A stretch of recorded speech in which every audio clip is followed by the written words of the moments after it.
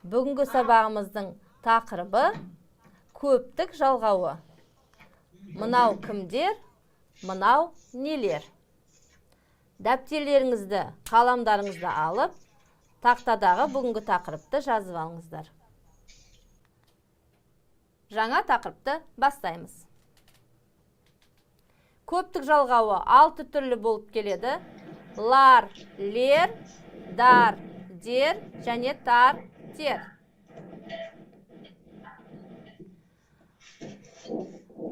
Көптік жалғауы 6 түрлі болады. Лар, лер, дар, дер және тар, тер. Дауысты дыбыстан кейін лар, лер жалғаулары жалғанады.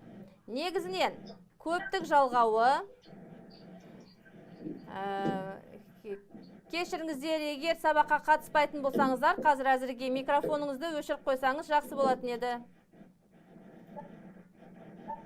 Сіз бізге кедергі жасап отырсыз. Көптік жалғауы өзі жалғанған сөзіне көптік мағына беретін қосымша болып табылады. Дауысты дыбыстан кейін лар, лер жалғаулары жалғанады. Міне, мынаны жазып алсаңыздар болады. Дауысты дыбыстан кейін лар, лер жалғаулары жалғанады. Мысалы, жылқы сөзі берілді. Мұнда жалғыз ғана жылқы малы беріліп отыр. Лар жалғауы жалғағанда жылқының көптігін білдіріп отыр. Жылқылар. Сонымен бірге, жаңа мен сіздерге мұны жоғарыда айтып кеттім. Дауысты дыбыстан кейін, міне дауысты дыбыс. Дауысты дыбыс, дауысты дыбысы, дауысты дыбысынан кейін лар жалғауы жалғанады. Жылқы сөзі жуан сөз болғандықтан лар жуан жалғау жалғанып отыр. Жазып алыңыздар. Келесі, шана. Шана сөзіне қалай біз жалғаймыз? Қосымшаны. Қалай болады? Шаналар. Шаналар. Дұрыс айтасыз. Шана, шаналар. Жазып аламыз.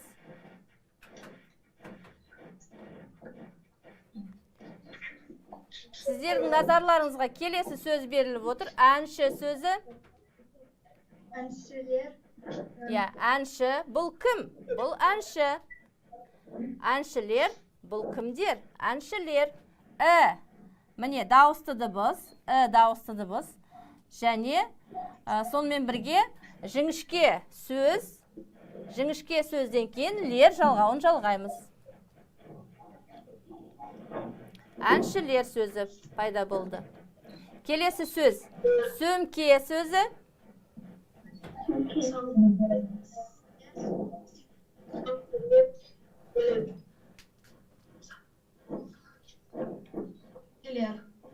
Сөмке, сөмкелер. Дұрыс. Дауысты дыбыс. Міне дауысты дыбыс. Және сөмке сөзі жіңішке буынды сөз. Жіңішке сөзден кейін жіңішке жалғауы жалғанады. Келесі сөздерге назар аударыңыздар. Аталар. Аталар. Ата сөзі. Дауысты дыбыс. Әжелер.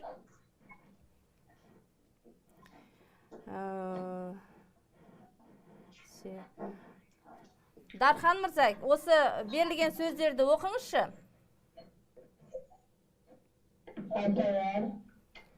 Әже. Келесі сөз.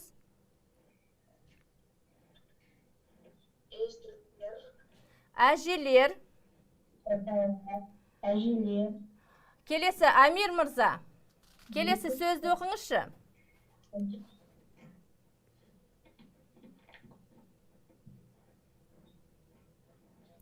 Ерол мырза.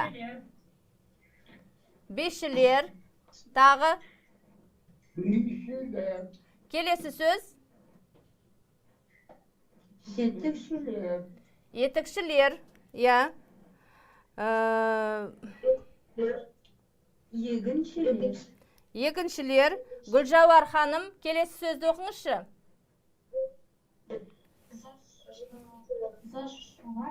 Жазушылар, иә, жазушылар.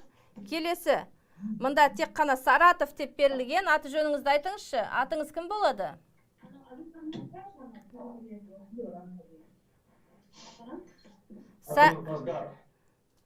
Асқар?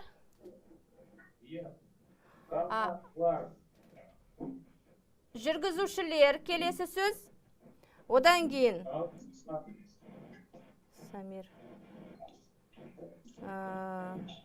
Самир мырза, келесі сөзді оқыңызшы.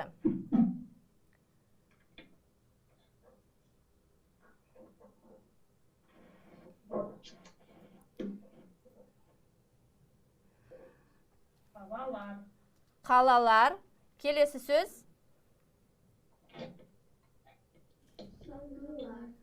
Шаңғылар. Келесі сөз. Оқушылар.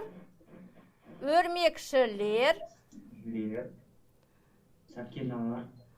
Сақиналар. Және сәбилер сөзі.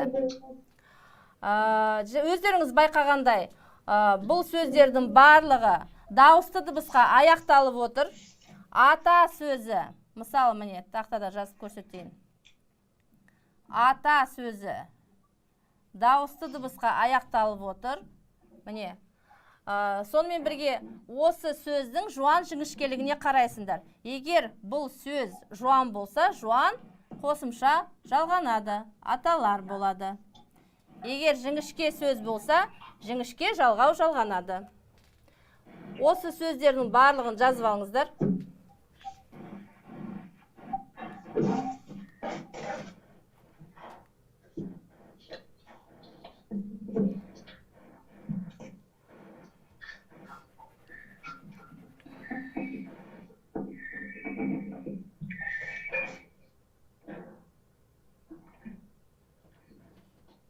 Жазып болған кезде маған айтыңыздар.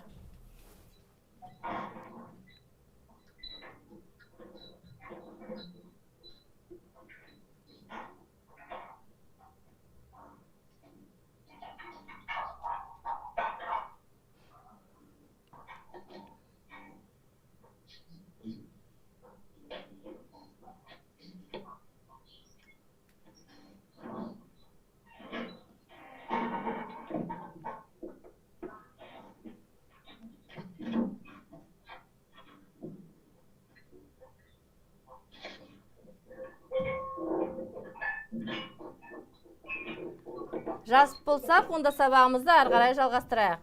Келесі, қысқа и, әр және у дауыссыз дыбыстарынан кейін лар, лер жалғаулары жалғанады. Назар аударайық. Әшекей сөзі. Әшекей сөзі, міне, и дауыссыз дыбысына аяқталып отыр. Сонымен бірге, бұл сөз қандай сөз? Жуан сөз бе, әлде жіңішке буынды сөз бе? Жіңішке, я? Яғни біз жіңішке жалғау не істейміз? Жалғаймыз. Әшекейлер. Жазып алыңыздар. Келесі сөз, дәрігер сөзі. Дауыссыз р дыбысына аяқталып отыр. Жіңішке жалғау жалғаймыз. Дәрігерлер. Жақсы. Келесі сөзге назар аударамыз. Тау сөзі. У дауыссыз дыбысына аяқталып отыр. Және бұл жуан буынды сөз таулар болады. Жақсы, жазып алыңыздар. Иә, горы. Дұрыс айтасыз. Мы вас там видим. Вы меня видите? Да, мы вас видели. Сонымен бірге келесі сөздерге назар аударайық. Дархан мырза, келесі Омск қаласынан қосылып отыр екенсіз. Келесі сөзді оқыңызшы.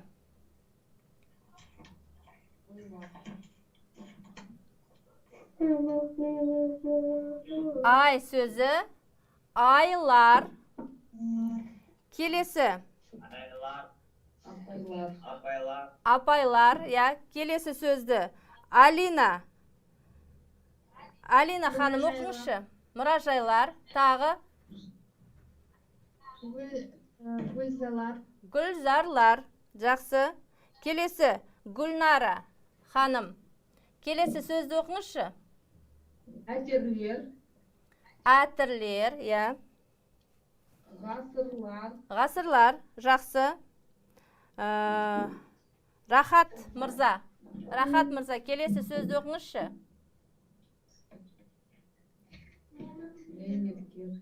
Зейнеткерлер. Тағы.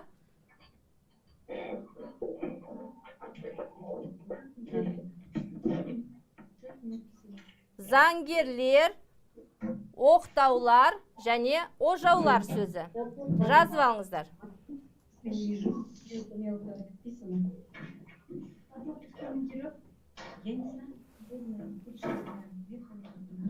Вот я говорю, Настя. Да. Только смотреть надо каждый день учиться. Не просто так.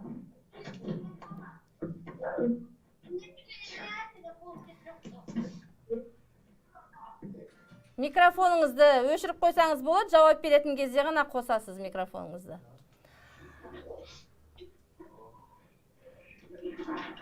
Экранда берілген сөздерді жазып алыңыздар.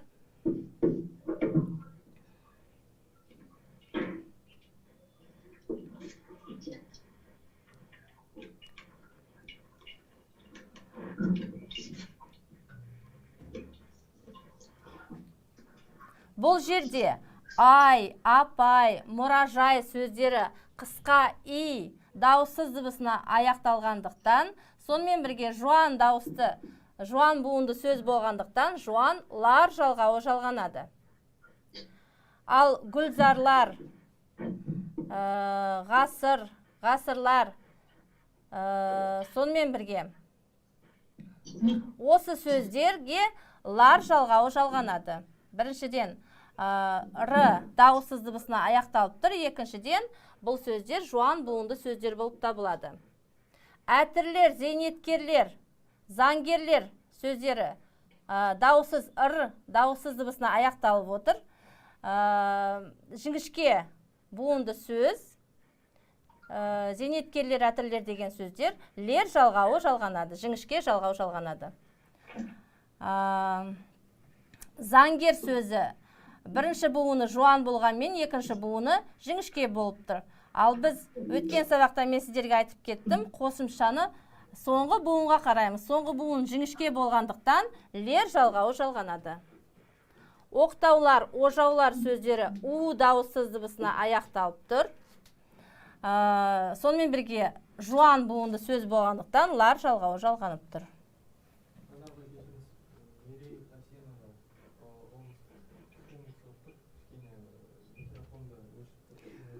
Я айтайын ба? Кешіріңіз, Мерей Хасенова Омсктан хабарласып тұр екесіз, қосып тұр екесіз. Кішкене микрофоныңызды өшіріп қойсаңыз жақсы болатын еді.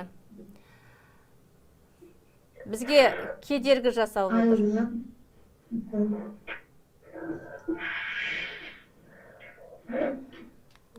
Сабағымызды ары қарай жалғастырамыз. Келесі. Ұяң, ж және з дауыссыз дыбыстарынан кейін дар, дер жалғаулары жалғанады. Мысалы, ауыз, ауыздар. Міне, з дауыссыз дыбысына аяқталып отыр. Сонымен бірге дар, дер жалғауы жалғанады. Және ойларыңыздан шығармаңыздар, жуан жіңішкелігіне қараймыз.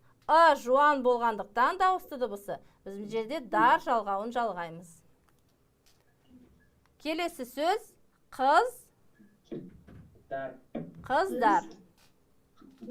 Қыз, қыздар. Жазып алыңыздар.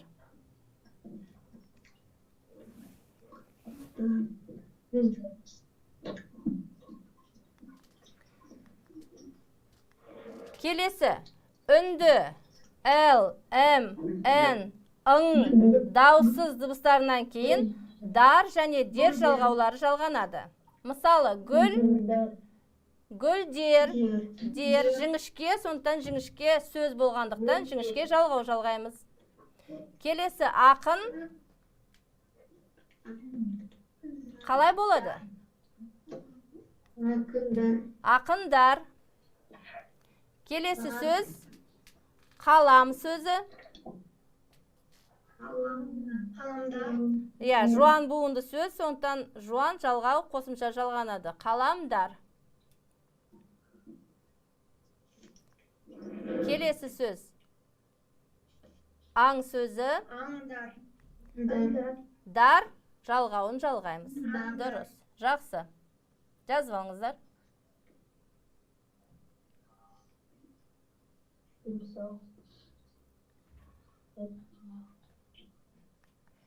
Келесі сөздерге назар аударыңыздар.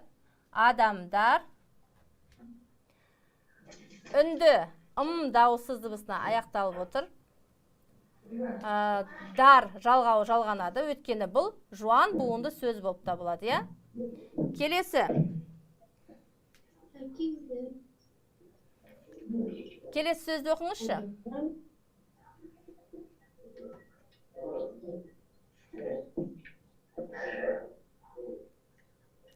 Карина ханым, келесі сөзді оқыңызшы.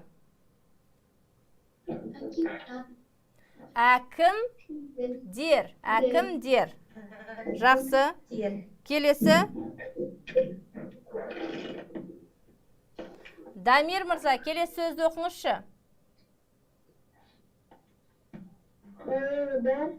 Ғылым, ғылымдар. Иә? Келесі сөз. Иә, ғылымдар. Жақсы, тамаша. Ілияс мырза. Балапандар. Иә, жақсы. Балапандар. Жазып алыңыздар.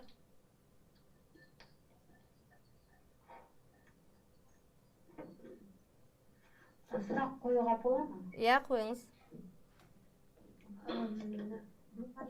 Мысалы, лар қосқанымызда и келеді ғой, краткое, иә? Иә. Вот соған уже мынада тер келмейді ешқашанда, солай бола ма? Иә. Иә. Мына Осы үлгіге қарап, сіз көптік жалғауын жалғайсыз. Осы ережеге қарап.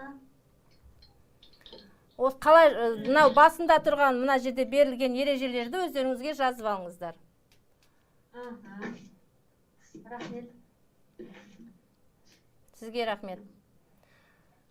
Яғни, егер үнді Л, М, Н, Ң дауыссыз дыбыстарына аяқталатын болса, онда дар және дер жалғауларын жалғаймыз. Сонымен бірге бұл жерде жуан буынды сөз болса, жуан қосымша жалғаймыз, жіңішке буынды сөз болса, жіңішке қосымша жалғаймыз. Сол жағына да назар аударыңыздар. Келесі, қатаң дауыссыз дыбыстан кейін қатаң тар және тер жалғаулары жалғанады. Мысалы, ағаш, ш қатаң дауыссыз дыбыс, міне, қатаң дауыссыз дыбыс, және сонымен бірге жуан сөз болып табылады, иә? Жалғаймыз, қайсы жалғауды? Тар жалғауын жалғаймыз. Ағаштар. Иә. Келесі сөз алмұрт, т, міне, қатаң т, қатаң т дыбысына аяқталып отыр. Алмұрт, тар. Келесі сөзге назар аударыңыздар. Есік сөзі к, қатаң дауыссыз дыбыс.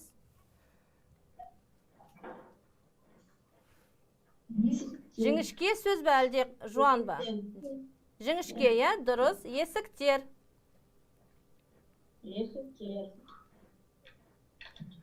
Келесі сөз балық сөзі қ, қатаң.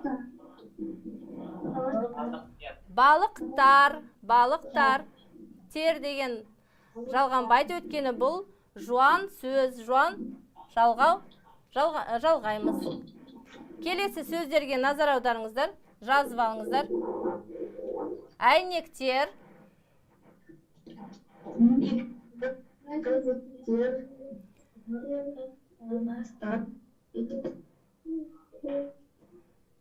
Камила ханым, келесі сөзді оқыңызшы. Көмектер, Тағы. көмектер, достар, достар, Жақсы. Келесі сөзді Карина ханым оқиды. иттер, Етіктер. Я. Тағы. Жолдастар. иттер, Жақсы. Келесі сөзді оқиды Зарина ханым.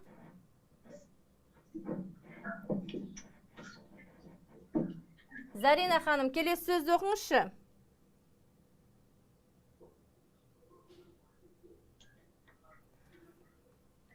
Онда Маржан ханым оқиды келесі сөзді.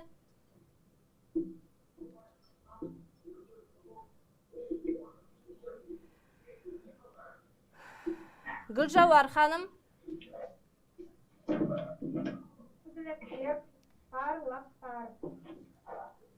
Иттер, көбелектер, қазақтар және лақтар сөзі. Бұл жерде барлық сөздер қатаң дауыссыз дыбысқа аяқталып отыр. Қатаң дауыссыз дыбыстан кейін тар және тер жалғауларын жалғаймыз. Жуан сөз болса жуан қосымша, жіңішке сөз болса жіңішке қосымша жалғаймыз.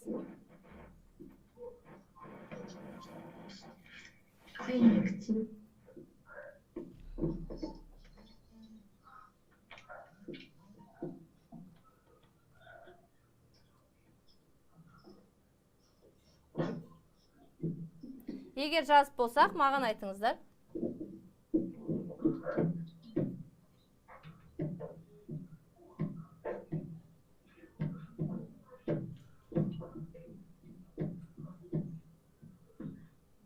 Жақсы.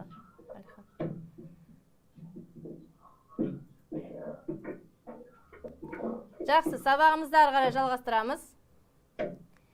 Келесі, қатаң дауыссыз дыбыстан кейін тар, тер жалғаулары жалғанады. Мысық, мысықтар. Келесі сөз қасық сөзі. Қасықтар. Жақсы. Келесі студент сөзі. Қандай жалғау жалғаймыз? Қайсын жалғаймыз? Студенттер, жіңішке жалғанады. Келесі көлік сөзі. Көліктер, дұрыс. Сонымен бірге орындықтар, өшіргіштер, соттар, суреттер, пышақтар, ребустар, сағаттар, тастар, ұршықтар, ұшақтар сөздері беріліп отыр. Осы сөздердің барлығын жазып алыңыздар. Өздеріңіз байқағандай, бұл сөздердің барлығы бірінші, екінші сабақта өткен сөздер болып табылады. Тек біз осы сөздерге көптік жалғауын жалғап сіздерге беріп отырмыз. Бұл сөздер сіздерге таныс.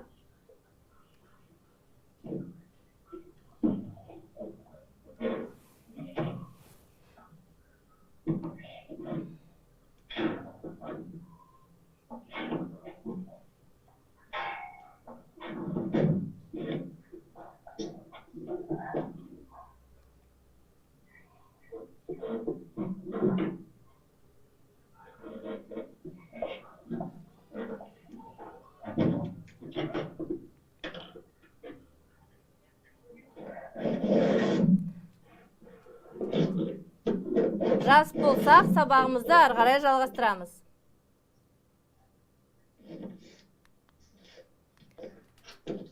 Келесі тапсырма жұмысын орындайық. Сөздерді көпше мағынада айтыңыз. Төменде міне сөздер берілді. Осы сөздерді екі бағанға жазып шығуымыз керек. Лар және лер көптік жалғауына қайсы сәйкес келеді? Жуан және жіңішке Жалғауларын жалғап, жалғауларына қайсы сөздер сәйкес келеді, соны мынау кестелерге жазып орнықтыруымыз керек. Алма сөзі. Алмалар. Я, алмалар. Бірінші бағанға қоямыз. Келесі сәби сөзі. Сәбилер, жақсы. Келесі әпке сөзі. Жуан сөз бе, жіңішке ме? Жіңішке. Әпкелер болады. Келесі балға. Балғалар. Келесі сөз дәрігер сөзі. Дәрігерлер. Екінші бағанға апарамыз. Келесі апа. Апа сөзі. Апалар. Келесі сөзге назар аударыңыздар. Ғарышкер сөзі. Ғарышкерлер, дұрыс. Я, буын үндестігіне бағынбайтын сөз. Келесі даяшы. Даяшылар, дұрыс. Жауынгер сөзі. Жауынгерлер, дұрыс.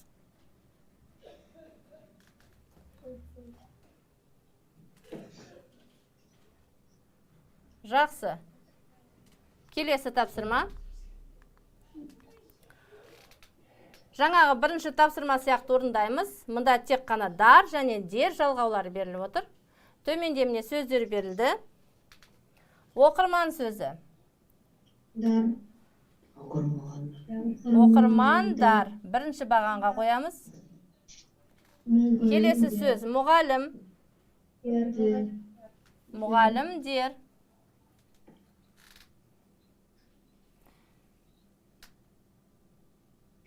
Келесі піл сөзі. Пілдер. Алихан.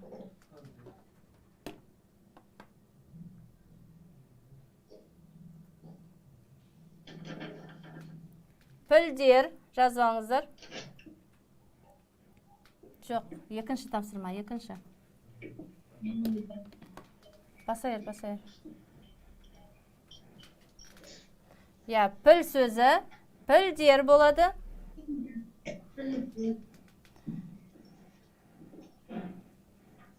Я, келесі ұстаз сөзі.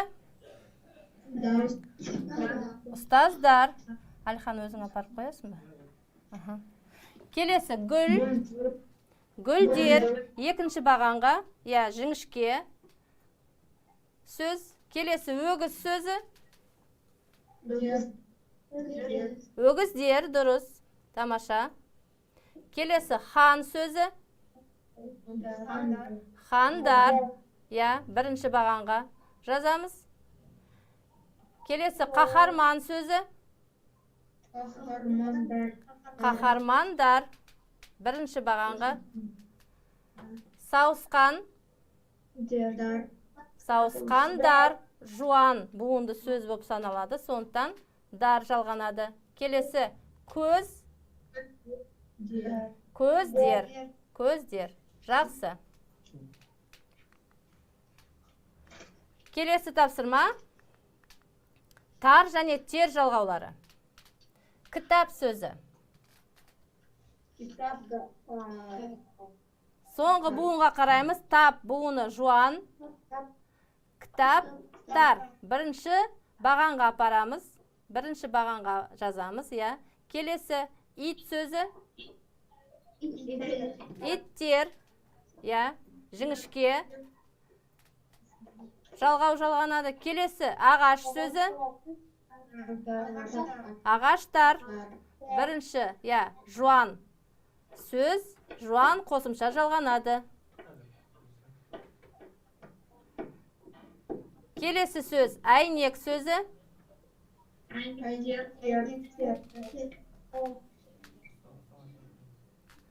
Әйнектер. иә, дұрыс. Келесі, Çaynikler. дұрыс. Келесі, доп сөзі. Doktor. Доптар. Бірінші, жуан сөз, жуан қосымша жалғанады. Келесі сөз, көбелек сөзі. Көбелектер. Жіңішке сөз, жіңішке қосымша жалғанады. Келесі, әріп сөзі. Balık. Әріптер. Дұрыс айтасыз. Жақсы. Келесі, дос сөзі. Dostlar. Достар. Келесі, өрік. Өріктер. Иә, екінші бағанға жазамыз. Сонымен бірге балық сөзі. Балықтар. Бірінші бағанға жазамыз. Жуан сөз, жуан қосымша жалғанады. Жақсы. Келесі, сіздерге сурет беріледі. Көпше мағынада айтуымыз керек. Мысал үшін, гүлдер. Келесі сурет.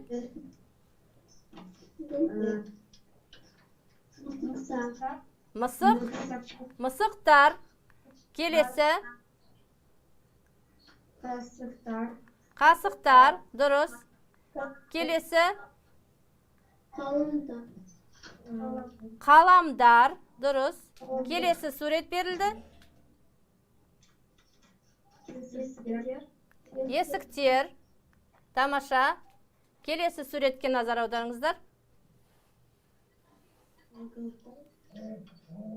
Ненің суреті?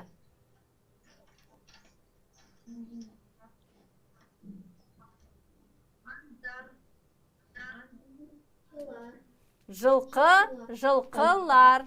Жақсы.